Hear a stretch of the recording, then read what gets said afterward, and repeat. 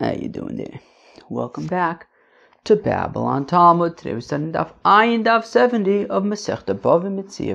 Friends, yo friends. 70. That's a lot of BavaMetzia. Oh my, BavaMetzia has not been a walk in the park, I'll tell you that much. Has not been a walk in the park. Certainly has not. Wow. But it's life-changing. BavaMetzia will change your life. Changed my life. We're going to start in Daf Ayin Amud Aleph, 3 lines into the Amid. Amar Rav Anan, says Rav Anan, Amar Shmuel, the name of Shmuel, Ma'oz shall yiseimim mutar alavosim beribis. You hear this? Says Rav Anan, Amar Shmuel, that the money of orphans, okay, so I guess a person passed away and then his orphans inherited money. You can lend it for interest. They have money. Lend it out $100 at a time. I give you 100, you give me back 150. That way, it doesn't have to be 100 at a time, but you can lend it out to people with interest, and that way you can generate revenues for the orphans. Okay. Again, Amar Rav Anan, Amar Shmuel Ba'oshri, he said, Mutar la'avosim beribis. You could push it, lend them out beribis. Amar Rav Nachman. Rav Nachman says to Rav Anan, hold up. Mishum diyasmininu safinu isura. This is ridiculous. Because they're orphans, we can do something usur. We can allow them to benefit from ill-gotten gains. No, that's absolutely ridiculous. Yasmi da'achli dilavditu leis lubasu shvakayu. Any orphans who are going to be consuming things that don't belong to them, eating from ill-begotten gains, should end up, after they're departed, they should end up in Wellwood, right next to their father. Omar lei emily izu gufa de uvda echi hava. Rav Nachman says to Rav Anan, he says, it doesn't seem right, it doesn't make sense to me that Shmuel would say that we can lend out the money of Yisomim with interest. That sounds crazy. Rav Anan, tell me exactly what happened. Did you hear Shmuel say that explicitly, or maybe it was implied somehow? Omar lei, so Rav Anan replies to Rav Nachman. Rav Nachman was of course a student of Rav and Shmuel. So Rav Nachman was a student of Shmuel. Says to Rav Anan, tell me more. So Omar lei duda dibnei mar ukva dehava be mar Shmuel. Look, Shmuel had a duda, a cauldron. Sure, why not? Shmuel had a cauldron belonging to the orphans of Mar Ukve. Takil v'yoiv lei, takil v'shakil lei. And Shmuel, before lending out or really renting out the cauldron, he would weigh it before lending it out or renting it out, and would weigh it nochamo when it was returned. And if the cauldron weighed less when it was returned, that means that the copper content was minimized. That some copper was depleted. It lost some of its copper content, and he would require the renter to replace the copper content that went missing during the rental period. So shakil agra v'shakil pchosa, he would collect both a rental fee as well as it would require the renter to replace any copper that got depleted during the rental. And generally, of course, as we learned yesterday, if you're going to be charging a rental fee, then you would not charge for regular issues that accrue during regular usage during the rental. So therefore, during a normal rental, that would just be covered by the rental fee. And if you'd be charging for any depreciation during the time that the person has it, well, then that would be a loan, right? Right. If you take out a loan, so then you're responsible for depreciation. The fact that Shmuel would weigh it beforehand and weigh it afterwards, and then say, hey, such an amount of copper went missing, you're required to pay for it. That sounds like it's a loan that they're required to return exactly the value that they took. In which case, lo agra, then you wouldn't be able to charge above that a rental fee, because that would be interest, that would be ribis. So therefore, the conclusion drawn by Rav Anon from this whole situation was that orphans would be allowed to charge interest on a loan. That this was a loan that had to be repaid in its full value, and still Shmuel was able to charge a rental fee, which would be interest, but because we're talking about orphans, interest is acceptable. That is how Rav Anon came to the conclusion that interest is suspended, is allowed when it comes to orphans. Amar lei, to which Rav Nachman says, Rav Anon, no, Rav Anon, just no. Ki ha afilu b'diknone nami shari lemebod. Rav Nachman says, wait a second, Rav Anon, there's actually nothing wrong at all with this arrangement for anybody. This is not interest on a loan. There is no loan. Da mekable alayu choscha de nechasha decham demakle nechasha batzir dame batzir dmei. That Rav Nachman points out that the orphans, when you give a cauldron and it goes on the fire, the copper itself, forget about the copper that got lost, even the remaining copper, the cauldron itself, is going to get a shtickle shvach. It's going to get weakened a bit. So the value of the cauldron itself is depleted by its usage, and yet Shmuel is not claiming that value. So if it was a loan, then the borrower would have to replace all depleted value, including any depletion to the value of the copper. But that is not required here. He's just requiring that if actual copper went missing, that be replaced, but not all depleted value, which means therefore it isn't a loan. And because it's not a loan, we're not concerned about interest. So Rav Nachman points out that Rav Anon actually drawed the wrong conclusion.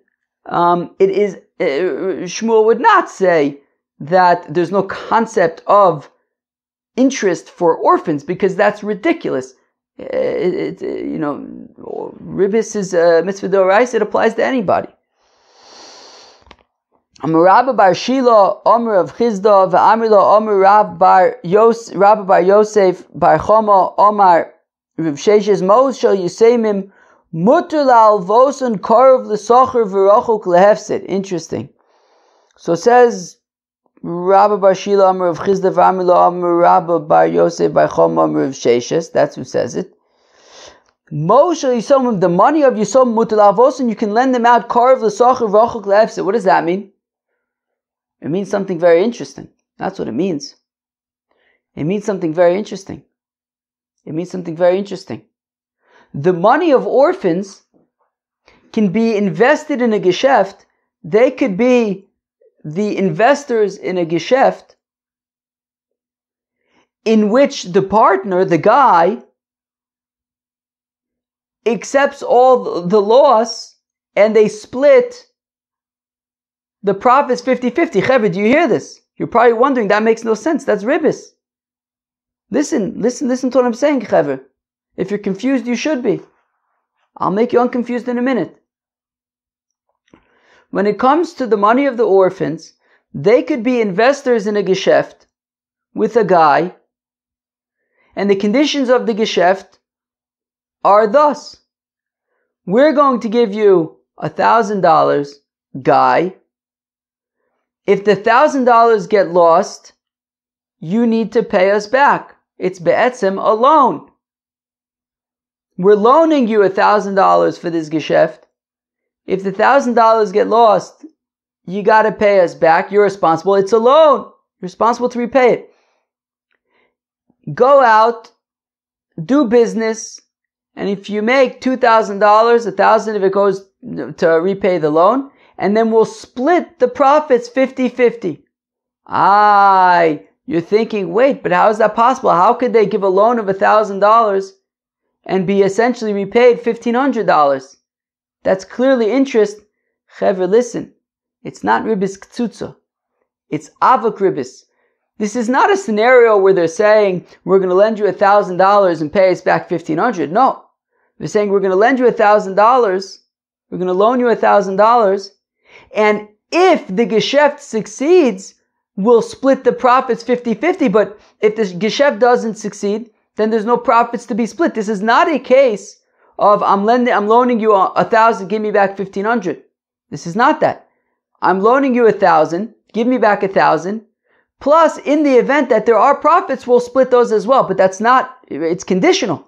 That's not ribis ktsutza, it's avik ribis. It's ribis midirabanon. So in general, you can't do it. But for yisoymim, the chachamim, right? Bezdin avim shal yisoymim. Right? The bezdin looks out for the yisoymim to say that we're not going to make our gezerah dartin, we're not going to make our gezerah there. Yisoymim would be able to make such an iska, such a geschäft. To Rabbanan, the rabbis taught, karv lasacher v'rachok le'efsid rashe. A person who makes an iska like we just described, that's be'etzim a loan, where you also get 50% of the profits, so that you're a rashe if you make a loan like that, right? Not of course not if you're a yosim, not if you're an orphan, but for anybody else to enter into a geschäft where you put up the money and you're guaranteed a return because it's a loan, and yet you also demand 50% of the profits, a rashe, an evil fellow. Karv lehefsid v'rachok l'sachar chosib. If it's punkt fakert, a person who invests money in a geschäft and he says, look, if anything happens, don't worry about it. You know, the loss is on me. And if there are profits, we'll split it. Well, then that's a tzaddik, right? He's taking all the risk, while at the same time enabling somebody to start a geschäft and make a parnasa.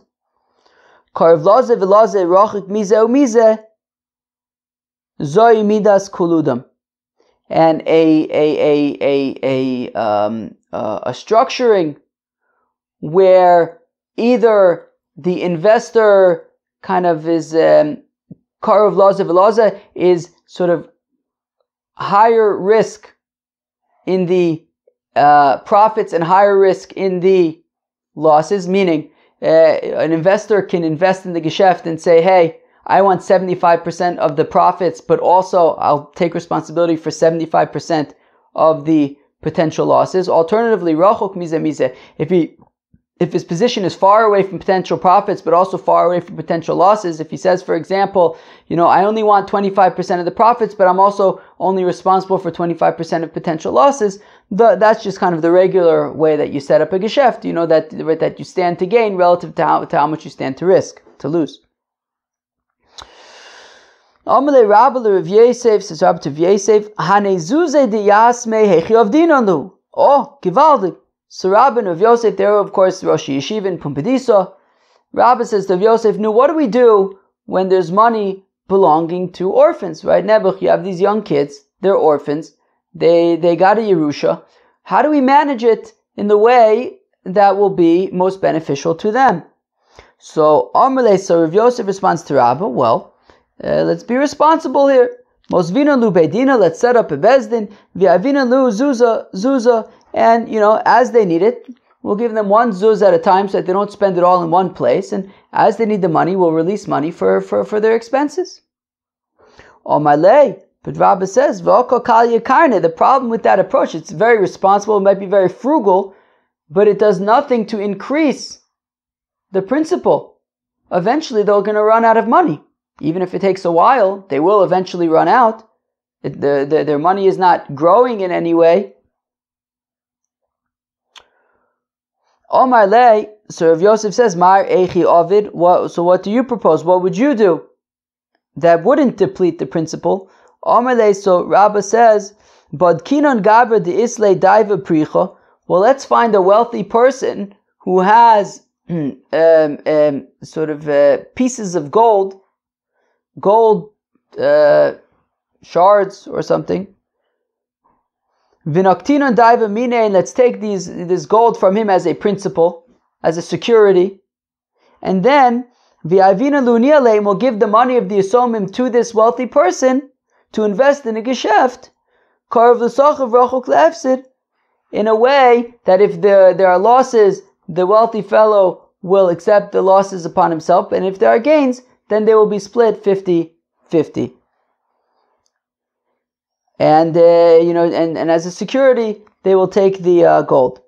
Avodover mesuyim lo, yes, Adavka give gold, but not something specific that can be identified, because dilma pikod ninu, because maybe it was a deposit with him and it belongs to somebody else, and they're just going to come and collect it, and then there won't be a security anymore for the Yisomim. That the rightful owner of the deposit will come and give identifying signs and take away the security, and then there won't be a security anymore. Amar Ravashi says, Ravashi tenachi mishtikach gavra de isle daiva pricha. Okay, this is all fine and good if you could find a wealthy person that has gold that he can use as a security for the Yisomim.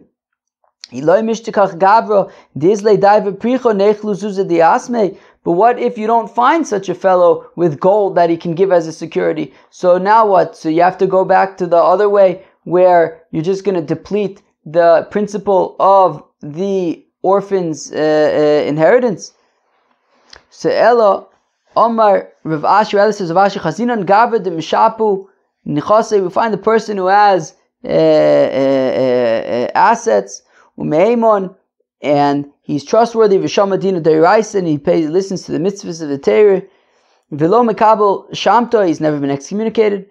The Rabbon from the rabbis, V'avina Luhniale B'vedino, and we set up a bezdin and we give this money to this fellow to invest in a geschäft. Karov l'sachar v'rochoik lehefsid. Says in the next Mishnah, Ein mekablin son barzel mi Yisruel mipnei shehu ribis. Okay, I believe we learned this yesterday. I think we've learned this yesterday, right? Son barzel is be'etzem alone, right? So meaning a yid, right? A guy would not be able to accept an investment from an investor if it's tzon barzel, if it has to be returned in full to the investor, because then it's be'etzem a loan, and then if you're also going to then be splitting the profits, whatever the profits that are returned to the investor would be interest. Mipnei shu ribis, because it's interest. Ava makablin tzon barzel min ha'akum, but you can have such a geschäft with a nochri. V'lovin men u'malvin osen bribis, you can borrow from them, from a nochri, and you can lend to a nochri with interest. That the isser of interest is between yidden. V'chein beger toshav, additionally, there can be a ribis to and from a ger toshav. A ger toshav is a nochri who accepts upon himself the sheva mitzvahs b'nei noyach, but he's nonetheless a nochri, and you can lend to and from ribis with him. Malva Yisrael ma'osav shel akum midaso akum avalo midas Yisrael. This seems to be apparently talking about a scenario where an akum lent money to a yid, let's say $1,000 with interest. He has to pay back $1,100, whatever it is. So and then another yid. So let's say an akum lent it to Ruvain, and then Shimon needs a loan. So Ruvain asks the Nochri, he says, hey, Shimon needs a loan. Can I forward this money I'll give the $1,000 to Shimon. Shimon will pay back the $1,000 plus the interest to me, and then I'll pay it back to you. But you would not be able to do it if a yid loaned money to the Nochri with interest. So lent him $1,000, he has to return $1,100, whatever. And then the Nochri says to the yid, hey, another yid wants this loan, can I forward it to him? That would not be acceptable. Says the Gemara, Lemema de Bershuso de Mekabel Kaima. So the fact that we're saying that if one Yid, an investor, lends money or invests money in a Geschäft to a guy, and it's Son Barzel, so that means that it belongs to the guy, and if anything happens, whatever it is, he has to return it in full to the investor, and that's why it is ribis. So the Meimer de Bershus of the Makabel Kaimus. So this means to say that this loan, that this Tzon Barzel investment is in the domain of the receiver as a loan. And for a minute we have a contradiction on Makabel Tzon Barzel and Anochrim, that if a fellow receives actual sheep from a Nochri, Vlodis plum mina bechora, any offspring would be, right, firstborn offspring would be turin from being offered as a korban bechor. Why? Because it's still in the rishus of the Nochri, which means it's in the rishus of the investor, not in the rishus of the guy. Abai says, Abai, Lokash is no question. Had Makabel Ole Onsa Vizola, had Lo Makabel Lo Kabil Ole Onsa Vizola. Well, in the case in Bechoris, the Nochri had accepted upon himself that if any kind of onus happened, it wouldn't be the fault of the Yid, or if it depreciated in value, the Nochri would accept that upon himself. Therefore, it's still considered his rishus, and that is why there's no Bechor, because it's still in the rishus of the Nochri. However, in our Mishnah, what we're talking about with Tzon Barzel is it's entirely in the ballpark of the guy, and therefore we have to be concerned about interest. Amalei Rav responds to Abai. He says, "Wait a second, this doesn't seem right. What is that? That's either a food processor or a vacuum cleaner. Maybe it's a food processor." Rav says to Abai, one second. Rav says this makes no sense. Tzon Barzel is a very peculiar name. Iron sheep. Why would a loan be called iron sheep? Why would it be called iron? Called iron because it's strong as iron. Because the investor will get back his full investment. His investment is solid and secure as iron. He will get that back in full. It's called tzon because it tended to often be with sheep. But, Rava says you would not use this very interesting name and very sort of specific, name of tzon barzel for a loan that the lender has responsibility for. No. The whole point of Tzon Barzel is that his loan is as secure as iron and he will get paid back in full. There's no such thing as Mekabel Olive Onsa Vizola. Ve'od and more so, Adatoni Seifa, Avo Mekabel Tzon Barzel Akum, when the Mishnah says you can't accept Tzon Barzel from a Yid, but you can accept Tzon Barzel from an Akum, that's not necessarily true. There's an additional distinction. You should be able to accept Tzon Barzel from a Yid if the Yid still accepted upon himself owns a Vizola, because then it's not like a regular loan. So actually it's not so black and white. Adatoni Seifa av Makabel Tzon Barzel Akum, when we say that you can receive a Tzon Barzel investment from an Akum, Liflog Bedidei, let us make a distinction with a Yid. When do we say that you can't accept a Tzon Barzel investment from a Yid? To lo kabil ale unsa vizola, only when it's mamish Tzon Barzel, when the Yid will not accept anything less than full repayment. Avo kabil ale mara unsa vizola shapridami. But if the Yid says, if anything happens, if there's an ones or if it depreciates in value, don't worry about it. Well, then it should be all right. But we don't make such a distinction. So Rava says, it doesn't make sense. Doesn't make sense to me that there could be something called Tzon Barzel, and still it's talking about these Mekabel Olive Onsa Vizola. El Amar Rava, rather says Rava, Idi v'idi Tilo kabil ale mara onsa v'zola. No, both in Bechoris as well as here in BavaMetzia, tzon barzel means tzon barzel, that the investment is as secure as iron and you will get paid back in full. The difference is that v'gabi Bechoris, when it comes to Bechoris, hainu tam divlotus petur min achora. This is the reason why the vlotis are petur min achora. This is why by the tzon barzel coming from an achri to a yid, the vladis are not offered as a korban bechorah because if the yid doesn't pay back the nachri in money in full, well, guess what? Well, then the nachri is going to come and he's going to take back his animal. And if he doesn't find the animal that he lent, the behema, he's going to take the vladis, which means that there is a potential for the vladis to end up back with the nachri. Which means he has some kind of interest still in these vladis, and that he might end up reclaiming them. And if you have a scenario where the nachri has an interest in the vladis, so then they would be potter from bechorah.